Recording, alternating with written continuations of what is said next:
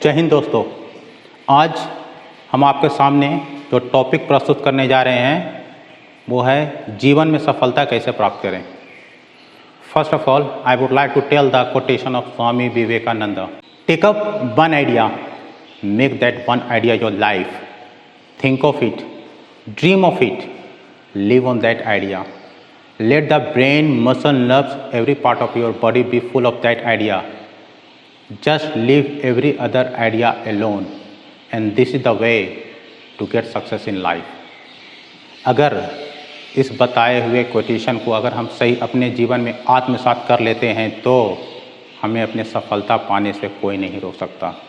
Even Bhagavad Gita में श्री कृष्ण ने कहे थे, व्यवसाया आत्मिका बुद्धि एक है गुरु नंदना। एक है, जिस दिन हमारा व्यवसाय और लक्ष्य एक हो गया, हमें सफलता पाने से कोई नहीं रोक सकता है। दोस्तों, जीवन में सफलता पाने के लिए जो सबसे ज़रूरी चीज़ों में से एक है वो है विद्यार्थियों का कैरियर काउंसलिंग। कैरियर काउंसलिंग एक वो माध्यम है जिससे विद्यार्थी को एक दिशा मिलती है, उसे किस फील्ड में जाना है। मैं एक एग्जांपल से बताना चाहूँगा कि अगर एक इंसान से पूछा गया दिल्ली किस साइड है, उसे बताया गया दिल्ली उत्तर दिशा में है और उसे जाने में पैदल 24 घंटे लगेंगे। वो इंसान जाना शुरू करता है और जाने के बाद 24 घंटा से भी ज़्यादा समय हो जाता है, वो दिल्ली नहीं पहुँचता है। तो वही एक दूसरे इंसान से पूछा जाता है, मुझे दिल्ली जाना है, क्यों नहीं आ रहा है? तो उसने बताया, आपने दिशा गलत पकड़ लिया है, दिल्ली उत्तर में नहीं दक्षिण में है। फिर वो इंसान वहीं से कम बैक करता है और उसे वहाँ पहुँचने में 48 घंटा लगता है। इस दौरान उसने पाया कि एक गलत डायरेक्शन उसे टाइम, मनी एंड एनर्जी तीनों का वेस्ट हो जाता है। इसी प्रकार अगर जीवन में अगर सही से कैरियर काउंसलिंग कर दिया जाए तो उसे टाइम, मनी, एनर्जी तीनों का सेव हो सकते हैं। इसलिए हर विद्यार्थी को, चाहे वो 10th में हो, 12th में हो, अगर जीवन में कैरियर काउंसलिंग कर दिया जाए तो उसे मंजिल पाना आसान हो जाती है। नेक्स्ट दोस्तों, आज सुबह से लेकर शाम तक हम एक गेम खेलते रहते हैं। मैं पबजी की बात नहीं कर रहा हूँ। यह एक ऐसा गेम है जो हमारे सोच को अंदर से अंदर खुद को ही खाते रहती है और इस गेम का नाम है ब्लेम गेम। ज़्यादातर केस में आज क्या हो रहे हैं, सामने वाले को गलत, खुद को सही बताते रहते हैं।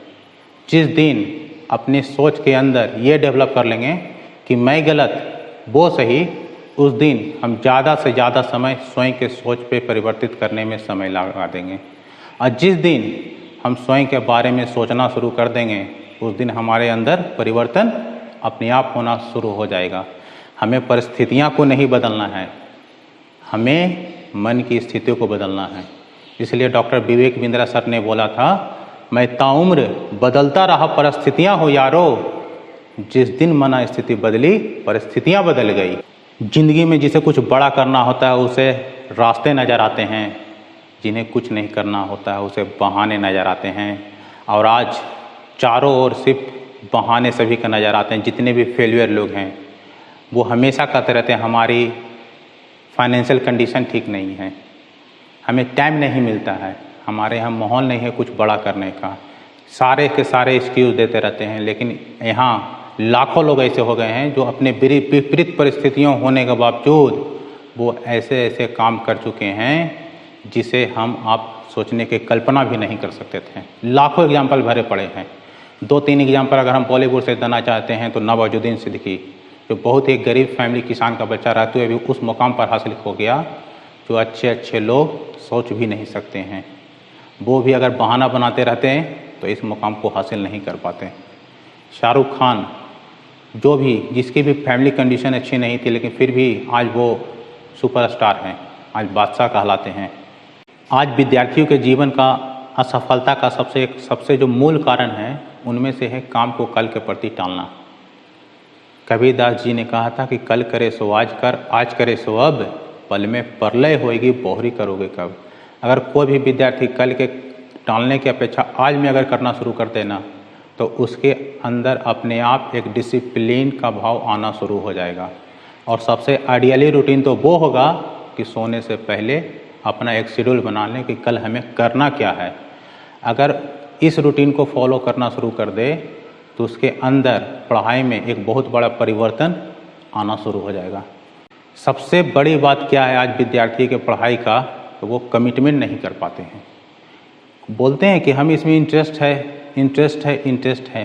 आज इंटरेस्ट से आगे चलना पड़ेगा, because there is difference between interest and commitment.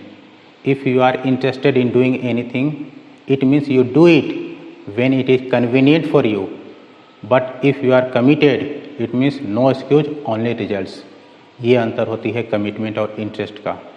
यहाँ तक एक दोहा में बोला गया है कि सुरासुर पहचानिए जो लड़े दिन के हेत, पुर्जा पुर्जा कट मरे तबु न छोड़े खेत। इट मीन्स अगर आप किसी चीज़ के प्रति कमिटमेंट कर दिए हैं तो उसे पाने के लिए अगर सुबह का रोशनी भी देखना पड़े ना, तब भी उसे पाने बगैर नहीं रुको। ये होती है कमिटमेंट। अगर हम अपने पेरेंट्स से अगर कमिटमेंट कर दिया है कि मैं दिस पार्टिकुलर एम को पाकर ही चैन की नींद लूँगा, तो उसे पाकर ही रहना, ये होती है कमिटमेंट की ताकत।